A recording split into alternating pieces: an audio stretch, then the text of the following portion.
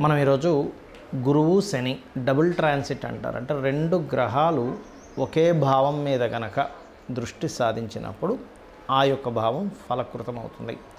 మనం చూడండి, చాలా అంశాలు గృహం కట్టుకోవాలనుకుంటాం, విద్య పూర్తి చేసుకోవాలనుకుంటాం, కొన్ని బ్యాక్లాగ్స్ మిగిలిపోతుంటాయి. వివాహం కానివ్వండి, ఉద్యోగం కానివ్వండి, వ్యాపారం కానివ్వండి, ఒక స్థలం కొనుక్కోవడం కానివ్వండి, ఇలాగ అనేకమైనటువంటి అంశాలు.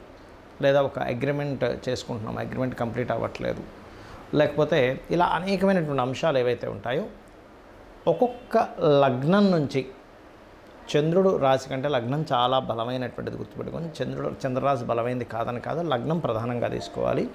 మనకి జన్మజాతకాన్ని రీడ్ చేసేటప్పుడు కూడా లగ్నం నుంచే చూసుకుంటాం. కావున లగ్నం నుంచి ఈ డబుల్ ట్రాన్సిట్ అనేటువంటిది ఏ భావం మీద పడుతుంది, అలా ఆ భావం పడ్డప్పుడు మరి అది ఎంత ఫలకృతం అవుతుంది. దాంతోపాటు కుజకేతువులు కూడా కలిసి ఉన్నారు ఇప్పుడు మనకి. దాని ద్వారా ఎటువంటి జాగ్రత్తలు తీసుకోవాలి, ఈ డబుల్ ట్రాన్సిట్ మరియు కుజకేతువుల యొక్క ప్రభావం ఎంతకాలం ఉంటుంది. డబుల్ ట్రాన్సిట్ దాదాపుగా 1 year ఉంటుంది. కాబట్టి ఈ సంవత్సరం పాటు ఏ లగ్నాల వారికి ఎటువంటి ఫలితాలు వస్తాయి, ఏ విషయాల పట్ల కుజకేతువుల వల్ల జాగ్రత్తగా ఉండాలి అనేటువంటి అంశాలు చెప్తుంది నేనైనప్పటికీ కూడా చెప్పిస్తున్న సాక్షాత్ లలిత అమ్మవారికి భావిస్తూ ఒక్కొక్క లగ్నం గురించి మనం తెలుసుకుందాం. వృషభ లగ్నము, వృషభ రాశి. వృషభం వారికి ఈ యొక్క డబుల్ ట్రాన్సిట్ అంటే శని గురువుల యొక్క దృష్టి అష్టమ స్థానం మీద ఉంది. దీనివల్ల పూర్వీకుల ఆస్తులు, ముఖ్యంగా తాతగారి ఆస్తికి సంబంధించినటువంటి అంశంలో మీకు గతంలో ఏమైనా డిస్ప్యూట్స్ ఉన్నా, డిస్టర్బెన్సెస్ ఉన్నా, రావట్లేదని ఒక బాధ ఉన్నా అది కొంత క్లియర్ అవ్వడానికి ఇది డబుల్ ట్రాన్సిట్ తోడ్పడుతుంది. రెండో విషయం, రీసెర్చెస్ చేస్తుంటారు, పిహెచ్డీస్ చేస్తుంటారు, ఏదైనా ఒక రకరకాల రీసెర్చ్ చేసి కనిపెడుతూ ఉంటారు.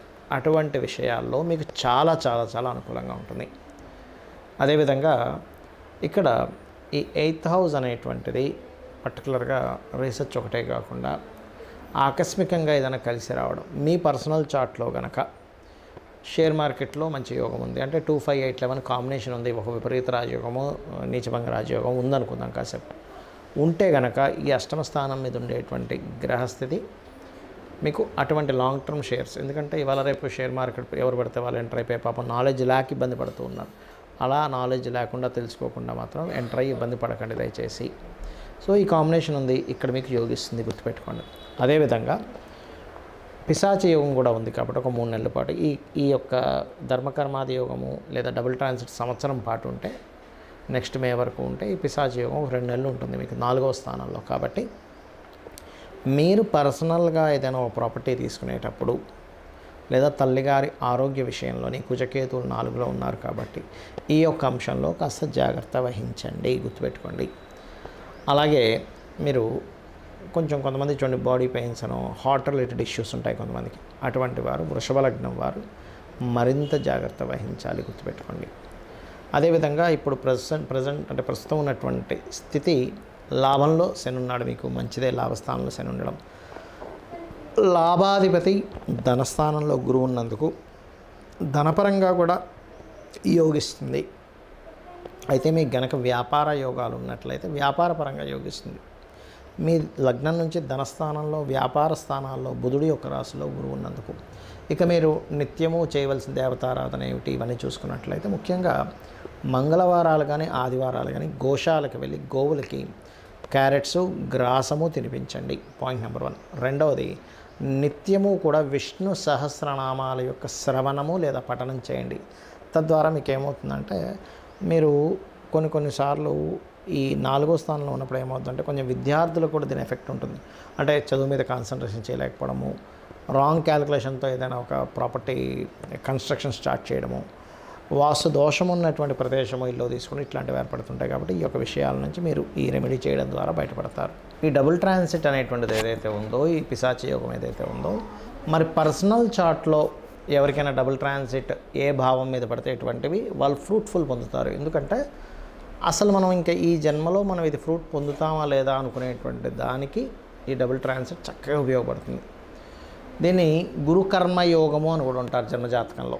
అంటే శని గురువులు, కర్మ అంటే శని, జీవుడు గురువు, కారకుడు గురువు. దీనివల్ల ఎవరికైనా ఈ కాంబినేషన్ పర్సనల్ చార్ట్లో ఉన్నట్లయితే వాళ్ళు టీచింగ్స్ లైన్స్లోకి వెళ్ళడానికి, అకౌంటింగ్ రంగాల్లోకి వెళ్ళడానికి, మరియు ధర్మబద్ధంగా జీవితం సాగించడానికి, ధర్మానికి వ్యతిరేకంగా ఉండాలంటే వాళ్ళకి ఎక్కడా కూడా మనసు ఒప్పుకోదు ఈ గురుకర్మ యోగం ఉన్నటువంటి వారికి. దాంతోపాటు కేతు సంబంధం వచ్చిందనుకోండి, ఉదాహరణకి వాళ్ళకి గురుకర్మ యోగా విత్ ఆధ్యాత్మిక యోగం కూడా ఏర్పడుతుంది.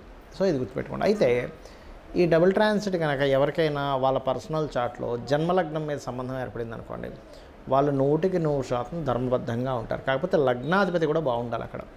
అలా కాదండి మాకు సెకండ్ హౌస్ కనెక్టివిటీ వచ్చింది ఈ గురుకర్మ యోగం, అలాంటి వాళ్ళు వీళ్ళు ఏంటంటే స్కూల్స్ కాలేజెస్, ముఖ్యంగా 9th హౌస్ బాగుందండి, 4th హౌస్ బాగుంది, ధనయోగం బాగుంది, ఒక మంచి నేను పెద్ద పెద్ద స్కూల్స్ కాలేజ్ పెట్టిన వాళ్ళ జాతకాలు కనుక చూసినట్లయితే వాళ్ళకి గురుకర్మ యోగంతో పాటు మంచి ధనయోగం ఉన్నప్పుడు కొన్ని వందల సెంటర్స్ ఓపెన్ చేయడము, కొన్ని అంటే అసలు ఎవరు ఊహించనంత దీంట్లో ఎడ్యుకేషన్ లైన్లోకి వెళ్ళిపోతారు వాళ్ళు. అదేవిధంగా 3వ స్థానంలో ఉంది గురుకర్మ యోగం. మంచి సహోదరులు ధర్మబద్ధంగా ఉండేటువంటి అన్నదమ్ముల చెల్లెలు వాళ్ళకు ఉంటారు.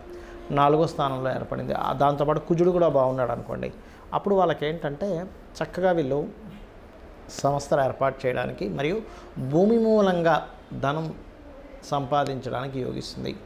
5వ స్థానంలో కనుక ఈ గురుకర్మ యోగం ఏర్పడిందండి, అదేవిధంగా పంచమాధిపతి కూడా బాగున్నాడు అన్నప్పుడు చక్కటి సంతానం సరైన సమయంలో ఏర్పడుతూ ఉంటుంది.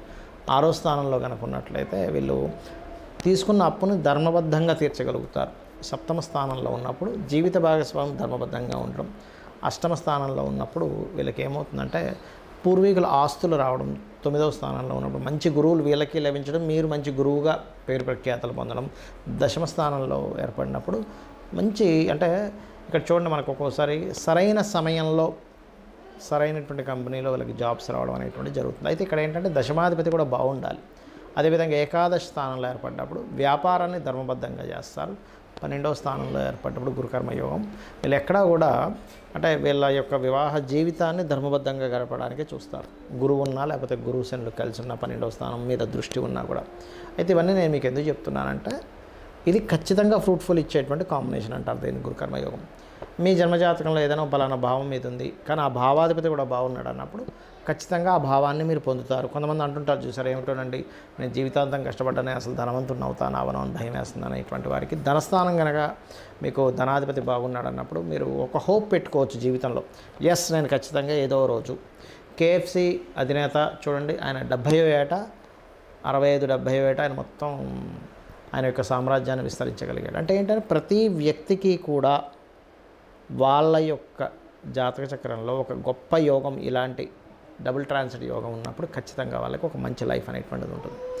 చాలామంది ఏంటంటే ఇవన్నీ వదిలిపెట్టేసి కేవలం ఏలినాటి శని వల్ల నేను ఇబ్బంది పడుతున్నాను, కాల్సర్ప యోగం వల్ల ఇబ్బంది పడుతున్నాను అని బాధపడుతూ ఉంటారు. ఒకటి గుర్తుపెట్టుకోండి, మీ పర్సనల్ చార్ట్లో అసలు ఏ మహాదశ నడుస్తుంది ఇది కేవలం తాత్కాలికమే.